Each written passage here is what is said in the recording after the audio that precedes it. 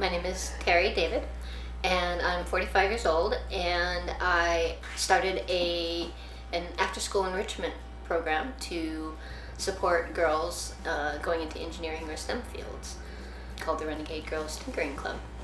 I was born in Washington, D.C. Family was military, so we moved around a lot, but grew up in Colorado. I have some health problems, so when we got to Colorado, and it was a really good environment for my health, my father left the military, and that was first grade, and I stayed there until I left for here.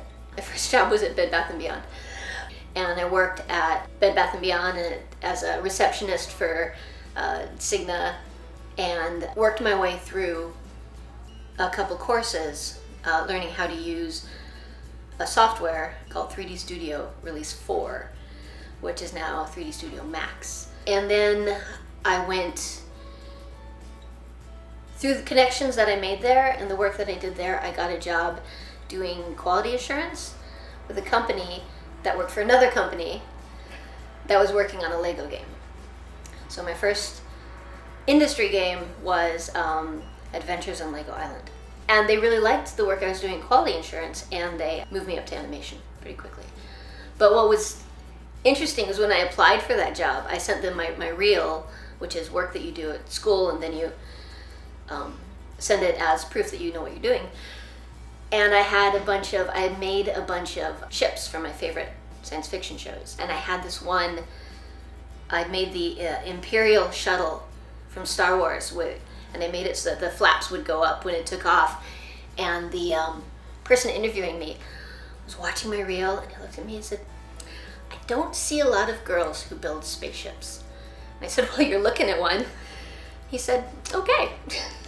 At some point, Tessa was born. While I was on maternity leave, my small company closed down.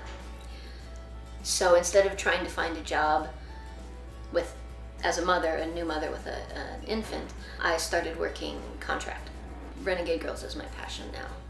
So I don't think I even want to go back. It started with trying to get my daughter to take classes in a field she was very interested in. So I said, "Okay, great, you're 6, I don't know if it'll last, but let's enroll you in a Legos course, just so you can play with it. It's obviously something you're interested in." And she said she didn't want to do it because there were too many boys in the class and they would make fun of her for being a girl. And I thought, well, you're 6. I didn't realize that it started that early. So I thought I would get my daughter, I would just play house in my backyard. And a bunch of my friends said, "Hey, I want my daughter to do that too." And I think it was just because my daughter was a girl that she had all girl friends. But then I was talking to my friend about that, and she said that she could find us a space and we could make it into a full class for the summer. She had studied engineering. This is the co-creator, Vicky.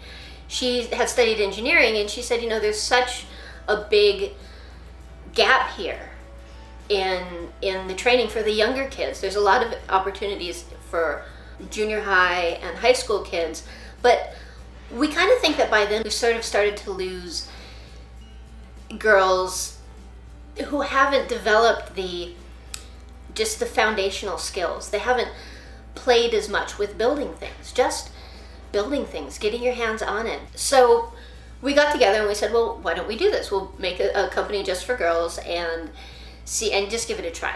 And we had such an amazing response.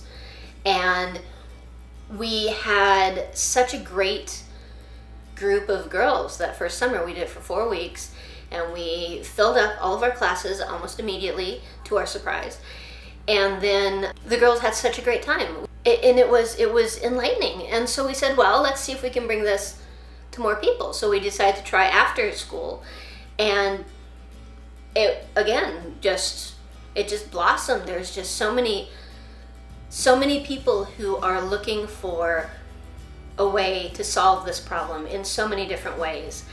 And this is just another attempt at solving the problem. We'll never know.